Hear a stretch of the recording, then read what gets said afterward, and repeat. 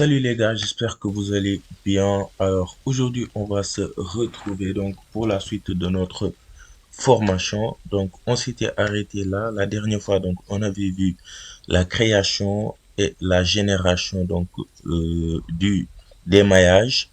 Alors là, comme vous le voyez, donc les maillages qui sont bien affichés ici. Maintenant, on peut les masquer. Donc, on peut les masquer, donc parfait. Maintenant, aujourd'hui, donc, on va voir quelque chose d'important aussi, c'est-à-dire la création donc des combinaisons de charges. Donc, rappelez-vous, lors d'une vidéo précédente, on avait créé donc des cas de charge où on avait donc créé les charges permanentes G, les charges d'exploitation Q, mais aussi le poids propre. Alors aujourd'hui, on va créer donc les combinaisons avec ces cas de charge. Et pour ce faire, donc, vous pouvez utiliser la méthode manuelle, c'est-à-dire vous pouvez le faire manuellement sur le logiciel robot, comme vous pouvez le faire automatiquement. Maintenant, mieux vaut le faire automatiquement, donc, c'est-à-dire le logiciel donc va le faire pour vous et va vous donner donc les résultats. Maintenant, moi, donc, comme je suis un formateur, donc je vais tout simplement vous montrer les deux méthodes. Maintenant, c'est à vous de choisir après, donc, lors de vos projets, donc, laquelle de ces deux méthodes vous allez choisir. Mais lors de cette formation, donc, après vous avoir expliqué, n'est-ce pas, les deux méthodes, on va faire donc la méthode automatique. Maintenant, comment donc faire les combinaisons? Donc, vous allez venir ici dans chargement. Alors, là, il y a cas de charge. Donc, on avait déjà créé les cas de charge et défini aussi les charges, si vous vous rappelez. Maintenant, là, il y a combinaison manuelle ou bien combinaison automatique. Donc, on va commencer par les combinaisons manuelles. Donc, si vous cliquez sur combinaison manuelle, alors là, vous avez numéro 2. Donc, vous pouvez nommer ça comme vous voulez. Ensuite, vous avez type de combinaison. Donc, EFF, OK. Nom de la combinaison. Donc, pour le nom de la combinaison, donc, ça dépend de vous. Par exemple, si vous voulez dimensionner à l'ELU, donc, vous pouvez mettre ELU, c'est-à-dire état limite ultime. Ensuite, on peut cliquer donc sur les paramètres avancés. Alors là, vous avez donc, c'est-à-dire les combinaisons sismiques avec donc, mais aussi les charges accidentelles, etc. Donc ça, on n'en a pas besoin. Maintenant, là, on va cliquer maintenant sur OK. Alors, si vous cliquez sur OK, voilà donc ce tableau qui va s'afficher. Donc là, comme vous le voyez, donc il est noté ELU.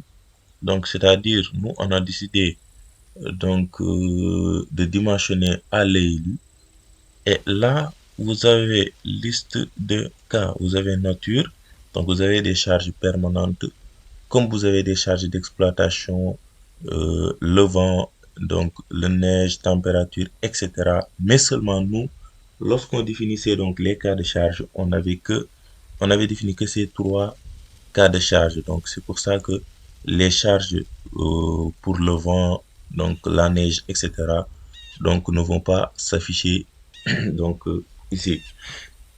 Maintenant, rappelez-vous donc à l'ELU, donc la combinaison c'était 1,35 G plus 1,5 Q. Donc, comme vous le voyez, là vous avez, n'est-ce pas, les cas de charge qui sont là. Vous avez le coefficient donc automatique. Vous pouvez définir, c'est-à-dire les coefficients que vous voulez. Donc, en cliquant ici sur définir coefficient. Alors, pour les charges permanentes, ici par exemple, le logiciel nous met donc 1,33. Alors que nous, rappelez-vous, c'était 1,35 G plus 1,5 Q. Donc, on peut changer ça. Mais maintenant, avant ça, qu'est-ce qu'on va faire d'abord? Donc, on veut créer par exemple la combinaison. Donc, on va prendre G. Donc, si vous cliquez sur le numéro, donc pour l'amener, vous allez cliquer sur cette flèche. Donc, si vous cliquez sur cette double flèche, c'est pour emmener tous les cas de charge qui sont là Donc à droite, maintenant nous on veut créer 1,35G plus 1,5Q. Donc on va prendre le G, on va l'amener. Ensuite le Q aussi, donc on sélectionne et on l'amène. Alors là, comme vous le voyez, on a 1,33G. Maintenant ça, nous voulons changer ça. Donc pour cela, on va venir ici sur définir coefficient, charge permanente. Donc on coche ça et on vient ici sur coefficient, on met 1,35 et on va cliquer sur modifier et on vient donc de le modifier et on ferme. Donc si on ferme maintenant, alors là, qu'est-ce qu'on va faire? On va cliquer ici pour donc déplacer nos cas de charge, c'est-à-dire la combinaison que nous venons de créer. Donc, on l'a supprimé. Maintenant, on va refaire notre combinaison. Donc, je clique sur G, je le déplace. Alors, automatiquement, donc, vous avez 1,35G. Maintenant, pour le Q aussi. Donc là, on a 1,35G plus 1,5Q. Donc là, les gars, c'est tout simplement la méthode manuelle. Donc, pour créer les combinaisons donc de charge, c'est-à-dire NU. Maintenant là, c'est à l'état limite ultime. Vous pouvez aussi faire la même chose à l'état limite de service. Donc, on va fermer. Donc, voulez-vous enregistrer? Non. Donc, vous allez venir dans chargement. Donc, toujours combinaison manuelle. Alors, on veut dimensionner donc à l'ELS. Donc, on va mettre tout simplement ELS. Donc, si vous mettez ELS, vous cliquez sur OK. Et là, comme vous le voyez, si vous allez au niveau des coefficients, donc définir coefficient, maintenant, au lieu, donc ELS, OK, au lieu de faire, donc on va parler, au lieu de faire donc 1,35G plus 1,5Q, là, on aura donc G plus Q. Donc NSR, c'est-à-dire, donc on est à l'état limite de service. Donc à l'état limite de service, la combinaison normale de service, donc c'est G plus Q. Et pour cela, donc vous allez venir ici sur définir coefficient et vous allez faire la même chose pour les charges permanentes. Donc vous mettez 1, vous modifiez. Donc on va le faire d'ailleurs. Donc pour les charges permanentes, on met tout simplement 1. Donc on modifie et on ferme. Pour aussi les charges d'exploitation, alors on clique aussi et on supprime. Donc on laisse on modifie et on ferme. Alors on va créer maintenant G plus Q. Donc on va cliquer sur G, on amène, on clique sur Q, on amène et on vient donc de créer notre combinaison à l'état limite de service. Donc là, comme vous le voyez, donc c'est la méthode de combinaison manuelle. Maintenant, nous, on va faire ça, n'est-ce pas, automatiquement, parce que nous avions créé donc des cas de charge. Donc, robot sait que c'est les charges qui seront appliquées sur notre bâtiment. Donc, il va nous générer automatiquement donc les charges. Et pour cela, donc toujours dans chargement, donc on va utiliser les combinaisons automatiques. Alors, si vous cliquez sur combinaison automatique, déjà là, il y a pondération d'après la norme. Donc déjà ici, vous pouvez choisir la norme avec laquelle vous voulez dimensionner. Alors moi, je vais dimensionner avec BAL, donc PS92, comme vous pouvez aussi venir ici. Alors là, comme vous le voyez, vous avez toutes les informations donc nécessaires. Vous avez les températures, donc là, comme vous le voyez, 1,33, c'est-à-dire les 1,35. Vous avez donc les 1,5 pour, n'est-ce pas, les charges d'exploitation. Là, vous avez ULS, c'est-à-dire donc à l'état limite de service, donc, etc. Et vous avez donc les formules qui vont être utilisées pour faire les calculs, n'est-ce pas? Maintenant, nous, alors, qu'est-ce qu'on va faire? Déjà là, donc, on veut dimensionner suivant BAL PS92. Donc, on a choisi notre norme. Et là, vous allez venir, donc, combinaison automatique complète, combinaison automatique simplifiée et combinaison manuelle génération. Nous, on va choisir combinaison automatique complète. Alors, si vous cliquez maintenant sur avancer, attention, le règle de la pondération a été modifiée. Donc, voulez-vous supprimer les pondérations calculées précédemment et définir des nouvelles en utilisant donc le règlement actuel? Vous pouvez cliquer sur oui.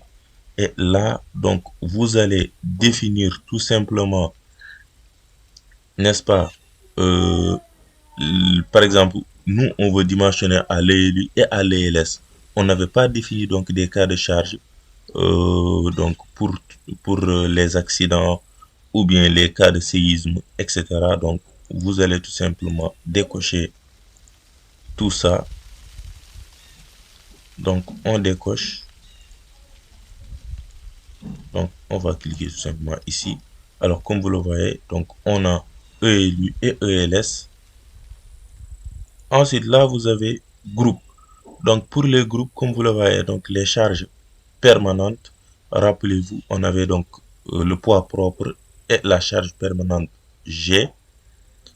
Et vous pouvez venir ici aussi, vous avez les charges d'exploitation Q. Donc, ça, ce sont les cas de charge qu'on avait donc créé. Maintenant, là, donc quelque chose d'important. Donc, les charges permanentes. Donc, vous allez venir maintenant dans relation. Donc, dans relation, comme vous le voyez ici, nature permanente. Donc, les charges permanentes, là, opérateur, donc, est ou bien ou. Donc, les charges permanentes, ce sont des charges qui s'appliquent maintenant sur l'objet durant toute sa durée de vie. C'est-à-dire les étanchéités, pas étanchéité même, étanchéité c'est pour la terrasse, mais tout ce qui est par exemple revêtement, etc. Donc ça s'applique sur l'objet durant toute sa durée de vie. Donc au lieu de mettre ou, donc vous allez mettre et, parce que les charges permanentes s'appliquent donc sur l'objet durant toute sa durée, n'est-ce pas, de vie. Donc vous allez venir maintenant ici, donc sur cette double flèche, et automatiquement donc vous avez créé donc la relation. Donc, ce qui va nous permettre donc d'appliquer les charges permanentes sur notre structure. Et vous allez faire la même chose pour les charges d'exploitation. Mais seulement les charges d'exploitation, donc ce sont des charges variables. Donc, ça varie. Donc, ça peut s'appliquer sur la structure comme donc on peut donc ne pas l'appliquer sur la structure. C'est-à-dire ça dépend. C'est comme un lit. Donc, lorsque vous mettez votre lit dans votre chambre, vous avez appliqué donc une charge d'exploitation, une charge variable donc sur la dalle de votre chambre. Vous pouvez enlever maintenant donc plus tard le lit et dans ce cas donc cette charge va disparaître. Donc, au lieu de mettre et, on va mettre ou. Donc, pour les charges d'exploitation, on met ou et on va l'emmener donc ici sur les relations. Donc, on vient donc de créer notre relation. Donc, on a les charges permanentes et on a les charges d'exploitation. On peut maintenant générer donc notre modèle. Donc, on va générer, donc, on vient donc de générer, d'appliquer donc les charges permanentes et les charges d'exploitation. Alors, qu'est-ce qu'on va faire maintenant? On va tout simplement lancer maintenant le calcul de notre structure. Donc, vous allez venir ici sur calculer, vous cliquez dessus et automatiquement, donc, robot est en train de calculer donc notre structure. Alors, des nœuds séparés ont été détectés. Voulez-vous continuer? Oui. Donc, on va continuer. Alors là, nous avons zéro erreur, mais il y a donc des avertissements. Donc, il nous dit que des nœuds isolés, des nœuds séparés ont été détectés. Donc, les nœuds, par exemple, lorsque je viens ici, je supprime donc ce poteau. Donc, si je supprime ce poteau, je dois supprimer aussi le nœud. Donc, certainement, lorsqu'on supprimait, donc, il y a un nœud qu'on a oublié donc de, n'est-ce pas, supprimer. Donc, maintenant, il nous avertit. mais il n'y a pas d'erreur, mais il nous avertit. Donc, ça veut dire que donc c'est pas grave. S'il y avait erreur, donc les calculs sont fausses.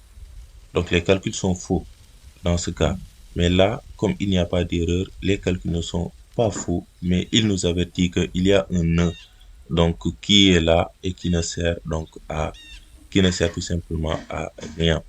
Maintenant, on va fermer. Donc, on vient de lancer le calcul. Donc, après avoir calculé, vous pouvez toujours venir dans Analyse.